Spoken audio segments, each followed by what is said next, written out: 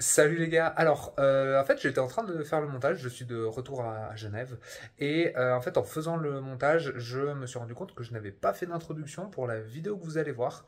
Donc, bah, je vais le faire dès maintenant. En fait, vous allez voir la vidéo de Kyoto, donc tout notre séjour à Kyoto, toutes les activités et tous les temples qu'on a pu voir là-bas. Euh, donc j'espère que ça va vous plaire. Et puis voilà, il n'y a pas grand-chose d'autre à dire, mais c'était juste pour pas vous jeter dans le grand bain directement avec un temple. Là, vous avez une petite introduction et vous attaquez directement avec un des temples qui est pour moi un des plus jolis de Kyoto. Donc je vous laisse sur ces belles images. Alors, du coup, là, les gars, on se retrouve dans un des endroits qui est potentiellement mon préféré que j'ai vu à Kyoto. On l'a fait plusieurs fois, mais en fait, j'ai oublié de vous le filmer les fois d'avant. Donc, ça s'appelle l'Ekando. C'est un temple, et en fait, ce temple, il a la particularité en fait d'avoir énormément d'érables. Ce qui fait qu'en fait, vous avez énormément de teintes de rouge dans les arbres. Il est très connu en fait pour être visité en novembre. Du coup, parce que pendant la période de l'automne, en fait, tous les arbres deviennent rouges, orange, jaunes. Et il y a en fait une multitude de couleurs et ça fait un rendu qui est juste somptueux. Nous, on s'est fait un kiff. On l'a visité il y a de ça 2 jours, je crois, et j'avais loué un kimono, donc une tenue traditionnelle japonaise, pour faire la visite, histoire de vraiment m'immerger dans l'ambiance. Je ne sais pas si j'ai des photos, si c'est le cas, je vous les mets maintenant. Vous allez voir, l'endroit est vraiment magnifique et je voulais vous le montrer un petit peu, c'est pour ça que je reviens exprès aujourd'hui, malgré qu'il fasse pas très beau aujourd'hui, c'est dommage, mais comme ça je peux vous montrer un petit peu à quoi ressemble les Kendo, parce que c'est vraiment quelque chose que vous devez faire si vous venez à Kyoto. Du coup, vous voyez, c'est ce que je vous disais. En fait, c'est un temple qui est là-bas, que je vais essayer de vous montrer un petit peu, même si c'est un petit peu compliqué à filmer. Et vous avez un grand jardin. Et en fait, vous avez énormément d'érables et d'arbres qui ont des teintes différentes. Et vous voyez, c'est juste splendide. Le jardin est là, vous avez la montagne qui, elle, pareil, en automne devient orange, jaune. Et du coup, ça fait un rendu qui est juste somptueux. Il faut savoir que c'est pas un temple qui est énormément visité non plus. Nous, quand on a fait la visite, on l'a fait le matin à 10 h, je crois, et on était quasiment les seuls. Donc, n'hésitez pas à venir le matin, ça vaut vraiment le coup. Parce que quand il y a trop de touristes ou de personnes qui le visitent, le lieu perd un petit peu de sa superbe, honnêtement. Il a vraiment un côté très zen. Et là, vous avez en fait un spot si jamais vous voulez venir prendre des photos, notamment en kimono, qui rend vraiment incroyablement bien. C'est là où moi j'ai pris la mienne. C'est ici en fait, c'est sur ce petit pont, parce que vous êtes en fait dans la forêt et vous voyez, vous avez toutes les teintes d'arbres qui ressortent vachement bien. Et nous, le matin, on était seuls encore une fois, alors que là, il y a déjà un peu plus de monde. Et vous voyez, ça fait quand même vraiment un aspect qui est très sympa. Et vous avez beaucoup de lieux aussi comme ça qui sont dans la forêt du temple avec beaucoup de zones de mousse. Donc ça fait un aspect général qui est vraiment magnifique. Et là du coup vous avez le temple en question. Mais encore une fois c'est vraiment la chose, je pense, que je vous recommande le plus de visiter si vous êtes à Kyoto. C'est vraiment splendide et essayez d'y aller le matin pour profiter au maximum de l'expérience qui est juste exceptionnelle. Enfin moi c'est mon temple préféré pour l'instant et de loin. Et en fait vous voyez le temple en fait est comme ça et il a la particularité, c'est qu'en fait vous laissez vos chaussures à l'entrée. Du coup vous faites le temple en fait pieds nus. Donc vous tournez en fait tout autour du temple. Et vous voyez il y a des paysages qui sont vraiment magnifiques. Alors je précise juste, on a le droit de filmer, mais pas les salles de prière. Du coup c'est pour ça que j'essaie de vous faire un petit tour pour vous montrer quand même, mais je peux pas tout vous montrer non plus. Vous voyez, vous avez vraiment des lieux qui sont un petit peu comme des jardins à la japonaise, comme ça, vraiment très joli. Et vous avez pas mal de personnes qui viennent, comme j'ai pu vous dire, avec des kimonos pour prendre des photos, parce que le lieu est vraiment assez magique, honnêtement. Moi je vous recommande quand même d'essayer de le faire un jour où il fait beau, Là, vu il fait pas beau, c'est un peu dommage, je peux pas vous faire les plus belles images. Mais le jour où on l'a visité, où il faisait vraiment grand soleil, en fait, les couleurs ressortaient encore plus et c'était encore plus chatoyant.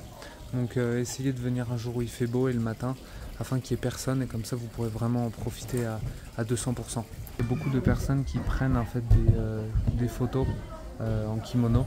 Donc d'un côté c'est assez cool, mais s'il y en a trop, en fait après ça vous gâche un peu l'ambiance, ça se transforme un peu en salon de Instagram. Donc c'est pour ça que c'est pas mal de venir le matin quand il y a personne. Donc ouais, les kendo c'est vraiment ce que j'ai préféré à Tokyo. Vraiment faut que vous le fassiez, à Kyoto pardon. Faut vraiment que vous le fassiez. Et là je vais aller à un autre spot pour vous le filmer. Pareil, j'ai oublié de vous le filmer malheureusement. Comme ça je peux vous faire quelques images.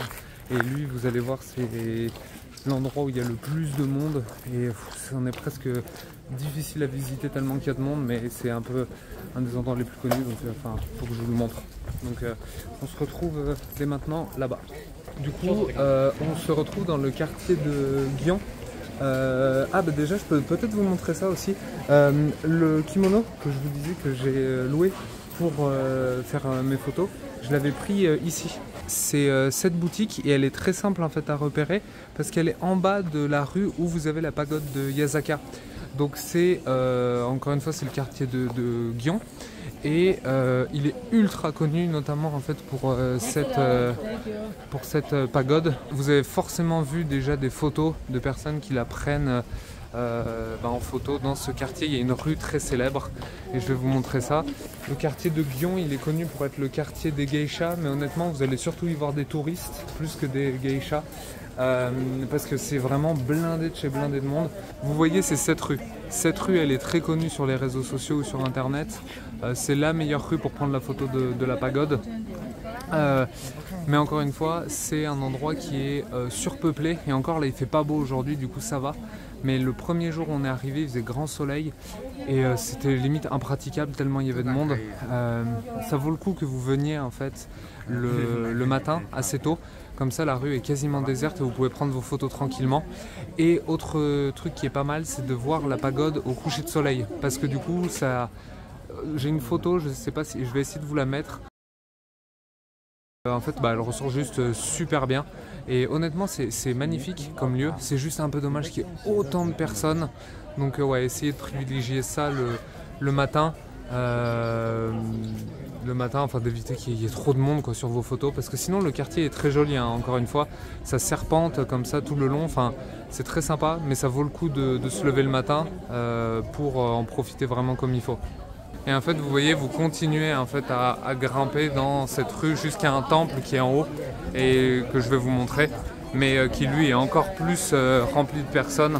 Donc vraiment il faut venir le matin pour profiter du quartier de Gion, parce que là vous perdez un petit peu l'essence du truc. Et du coup là on se retrouve au sommet en fait du quartier de Gion et vous avez en fait ce temple. Enfin, vous voyez en fait la rue elle est noire de monde. Et du coup, si vous voulez en profiter un peu, il faut venir le matin.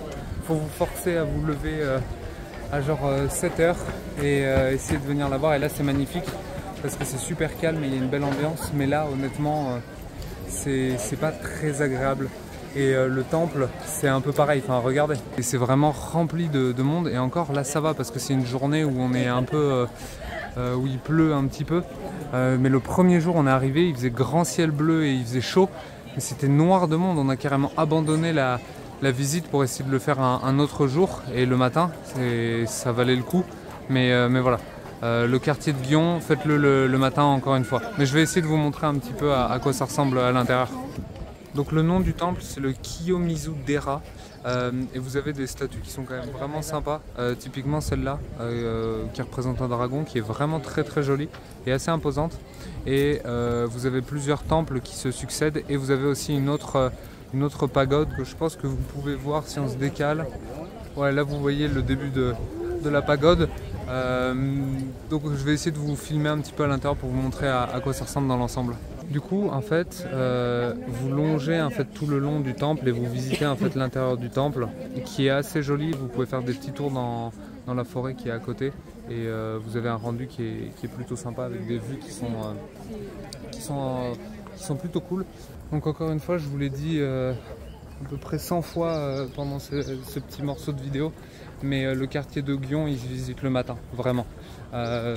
Définitivement, faut le faire le matin. C'est bien plus agréable, donc il faut essayer de vous forcer, de vous lever, et comme ça vous pouvez vraiment profiter à fond de l'expérience du quartier et vous n'allez vraiment pas être déçu pour le coup. Mais voilà, faut pas le faire l'après-midi, il y a trop de touristes et ça perd tout son charme, honnêtement. Salut les gars, alors aujourd'hui on se retrouve dans le parc de Nara et bon, alors je suis en train de me faire attaquer, vous allez comprendre pourquoi, parce qu'il a une particularité vraiment assez stylée ce parc. C'est, je vais vous montrer tout simplement. C'est qu'en fait il est envahi de biches et qui sont très affectueuses et en fait vous pouvez leur donner à manger. C'est autorisé, il n'y a pas de souci, vous achetez des biscuits spéciaux et regardez, ils vont tout de suite venir, hop, et du coup après vous pouvez les caresser, il n'y a pas de souci, mais il faut voilà, genre juste leur donner des biscuits et après vous allez être attaqué. Oui loulou, il n'y a plus rien. Donc non, c'est un endroit très particulier et qui est connu vraiment pour ça. Bon après ils sont un peu forceurs, vous voyez, mais c'est très rigolo. Et lui par exemple il sait que j'ai d'autres biscuits, du coup il va en manger d'autres.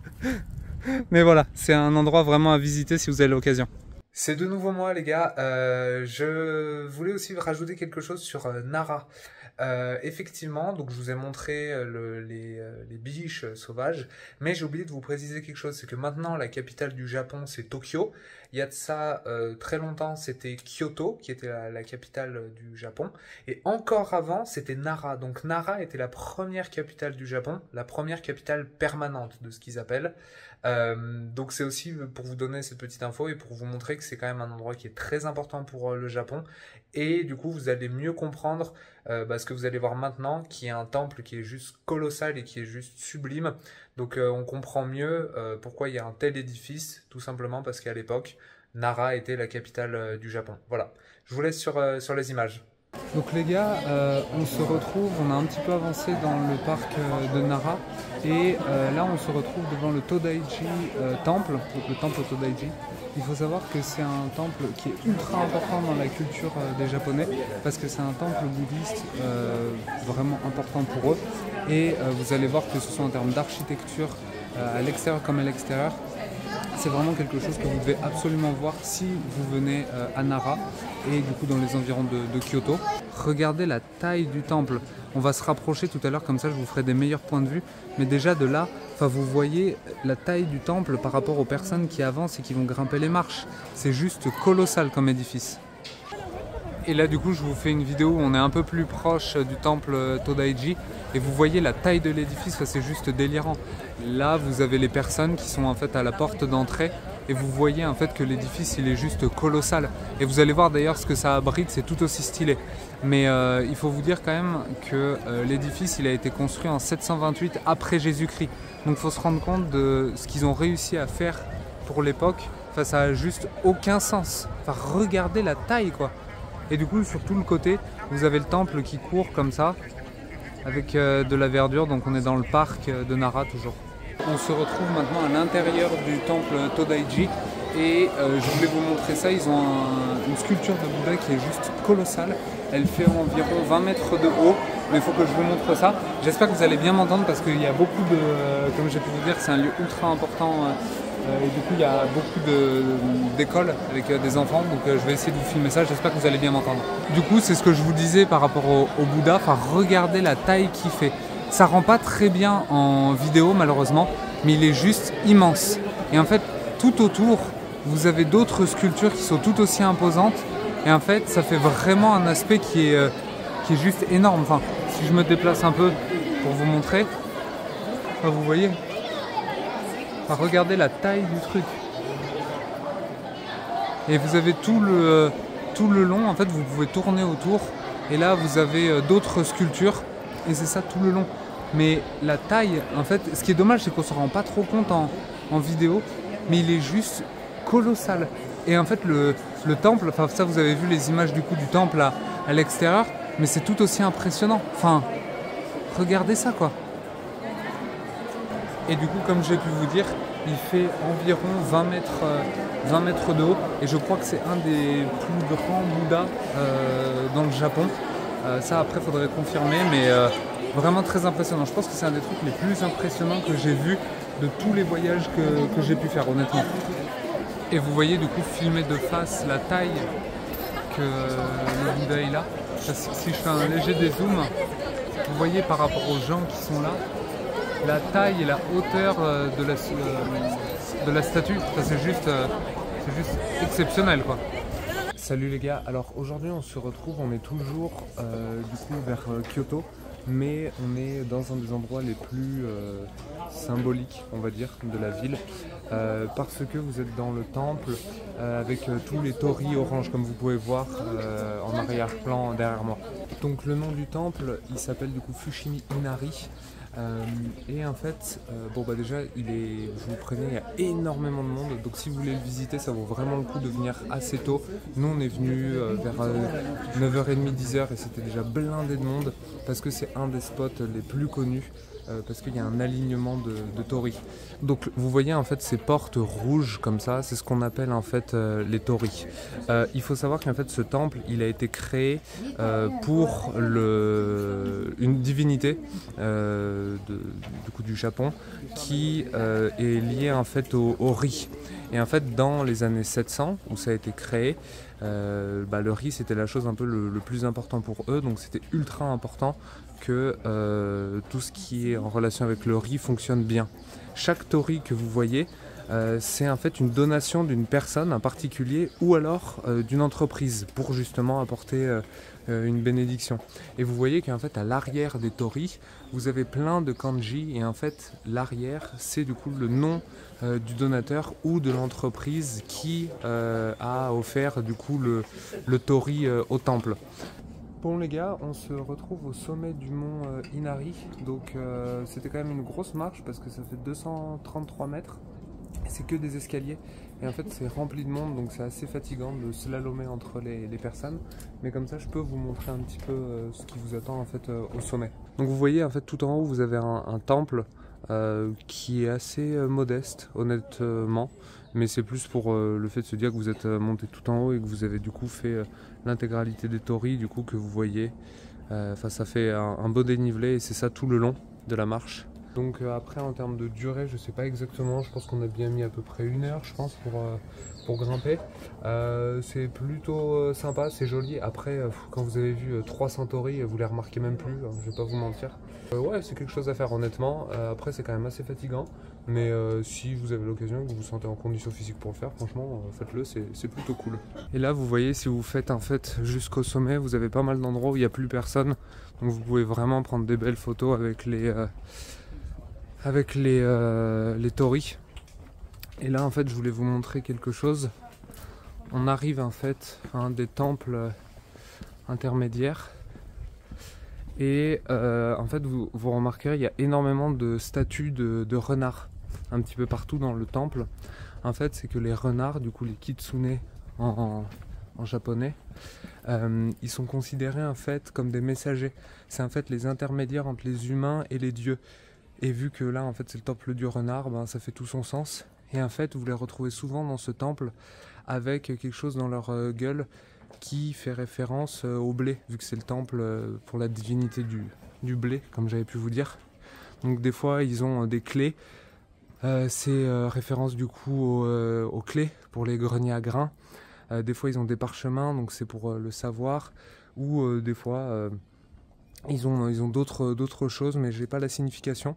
Mais voilà, c'est pour ça que vous voyez souvent des statues de renards en fait comme ça, tout simplement parce que c'est les messagers entre les humains et les dieux. Alors du coup les gars, on se retrouve maintenant dans la province de Arashiyama. Elle est très connue pour la forêt de bambou. Vous avez forcément dû voir en fait des photos sur Google. Enfin, c'est un des endroits les plus visités dans la région de Kyoto.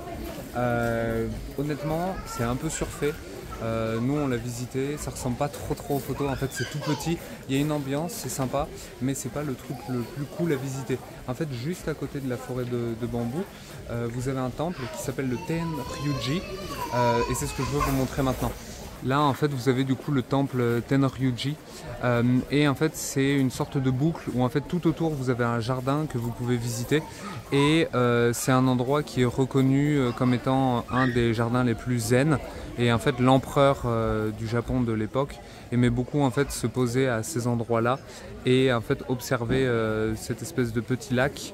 Et soi-disant ça l'apaisait énormément. C'est aussi un jardin qui a la particularité d'avoir gardé son aspect d'origine et c'est un de ceux qui a, enfin soi-disant c'est quand même très rare au Japon que ces jardins justement gardent cet aspect d'antan. Évidemment c'est un endroit qui a inspiré énormément de jeux vidéo, mangas, de livres parce que effectivement c'est très zen. Et c'est un lieu qui a été fondé du coup en 1339 par le shogun de l'époque. Et en fait vous voyez ici encore vous avez beaucoup de salles où vous pouvez justement vous reposer à l'intérieur. Et du coup quand ils ont créé en fait ce temple avec ce jardin, ils ont fait appel à un jardinier qui est un des plus connus et un des plus célèbres au Japon. Donc c'est aussi pour ça qu'on retrouve un style si particulier, si zen et que c'est un aussi beau jardin. Et également le nom, il faut quand même un peu l'expliquer, Tenryuji, en fait c'est tout simplement la signification de dragon céleste. Donc en fait c'est le temple du dragon céleste, parce que soi-disant le jardinier, quand il a commencé à travailler dessus, il aurait eu une vision d'un dragon céleste qui sort de ce petit lac justement. Mais je vous encourage vraiment à le visiter, c'est très sympa comme visite et honnêtement ça agrémente bien la visite de la bambouserie qui est un peu légère je trouve. Là ça rajoute quand même quelque chose de sympa à faire dans la zone. Donc honnêtement, n'hésitez pas à le faire, c'est vraiment un endroit très sympa et très zen. Pour vous montrer un petit peu l'ambiance qu'il peut y avoir du coup dans la forêt de bambou, effectivement c'est assez joli, mais le problème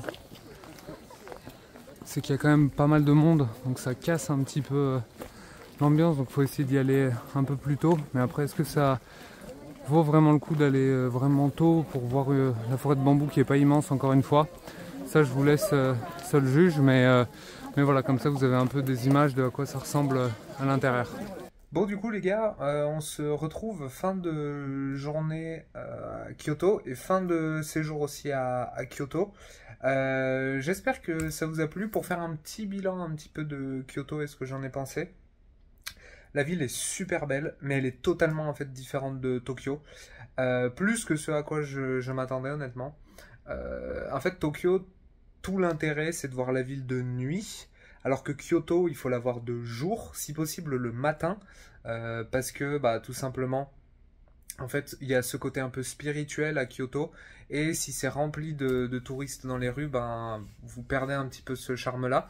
D'autant plus que les rues sont assez étroites en fait à Kyoto, donc elles donnent vite l'impression d'être surchargées de monde. Alors qu'à Tokyo, bah, tout l'intérêt c'est de le voir de nuit avec les néons. Et en fait, le fait qu'il y ait du monde, ça amène une sorte un peu d'énergie à la ville. Donc, deux villes très différentes. Si vous allez à Kyoto, encore une fois, faites les visites que vous jugez importantes. Il faut les faire le matin. Comme ça, vous serez tranquille. Mais vraiment bien, vraiment sympa. Kyoto, je pense que j'ai quand même un petit peu préféré Tokyo, l'ambiance de la ville de Tokyo. Mais les plus belles visites que j'ai fait pour l'instant étaient à Kyoto, paradoxalement. Donc ouais, non, vraiment à faire. En tout cas, bah, merci beaucoup d'avoir regardé la vidéo. N'hésitez pas à mettre un pouce bleu, à vous abonner à la chaîne et à me dire en commentaire ce que vous avez préféré de la vidéo de Kyoto. Et en vidéo, si vous avez préféré Kyoto ou plutôt Tokyo, n'hésitez pas à me dire ça. Nous, demain, on prend le train pour aller à Osaka. On va pas rester longtemps à Osaka, on va rester 2 jours, je crois, de mémoire. Et après Osaka, on retourne à Tokyo, mais ça je vous ferai une update. Mais Osaka, ça va être très très cool, vous verrez ça. Je vous ferai une vidéo évidemment. Et puis bah du coup, moi je vous souhaite une bonne soirée ou un bon moment en fonction de quand vous regardez la vidéo. Et puis ouais, à la prochaine les gars. Ciao ciao.